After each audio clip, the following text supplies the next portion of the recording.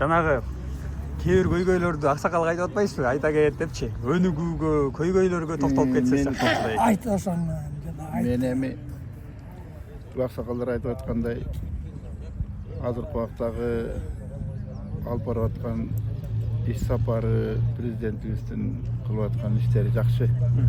Бардыгы жакшы, канааттандырарлык эле.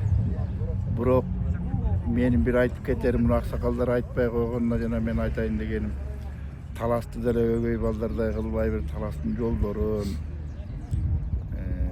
таластын мындай бир эмелерин баардыгын бир карап көздөрүнө салса болот эле. Биз жака келсем дели таластын эли баягы көкүрөктүү эл болгонубуз менен жолдорубуз болсо машинелерибиз арабадай болуп калат. Элибиз болсо Кудайга шүгүр жашоо тирлиги жакшы, жаман эмес. Анан эми мамлекетибизге колдон келишинче элдин саалымы жакшы эле. Анан эми мамлекетибиз дагы ушул элди азыр таласта кышы менен жумуш жок, иш жок. Анан жана свет маселесин дагы сәл мындай кымбаттатып койду. Ушул жагына дагы талас эл сәл наразыбыз. Ошол жагын тимеле койсо болмок. Биз деле высокогорный катары кылып бөлөк немелерди кылып койсо болмок. Эми светтин немеси өзүбүздө өндүрүлүп аткандан кийин ошо бир сом деле жаман эмес болчу. Кече келип 27 тиын дагы кошуп кетти да.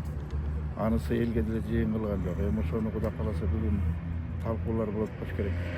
Мамлекет элди деле караш керек да, эки жакты караш керек. Азыр мамлекеттин өнүгүп аткан себеби мен силерге айтып аткан себеп.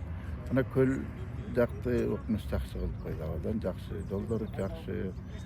Караколго чейин азыр барсаң ошо рахат алып барасың да.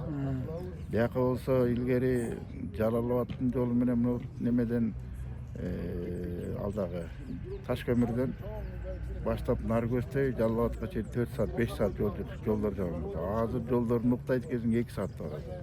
Эми биз деле ошол жактарды көрүп, эки жагын көрүп, сәл намыстанабыз. Ошондуктан ошо ютубтан кокустан көрүп кала турган болсо, биздин Садыр Жапаров таласка да бир жарыгы тийип калабы деген ойдобуз. Анан быйыл болот деп атат, эми буюрса болуп калса, Кудай кааласа, иш жаман эмес, жакшы. Элибиз аман, журтубуз аман болсун, бөөдө кырсыктан тышкары болобуз. Жакшылык болот.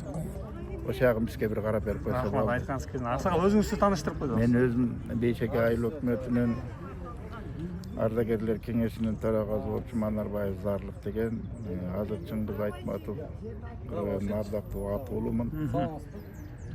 Ардактуу эз алуудан. Рахмат, чоң рахмат.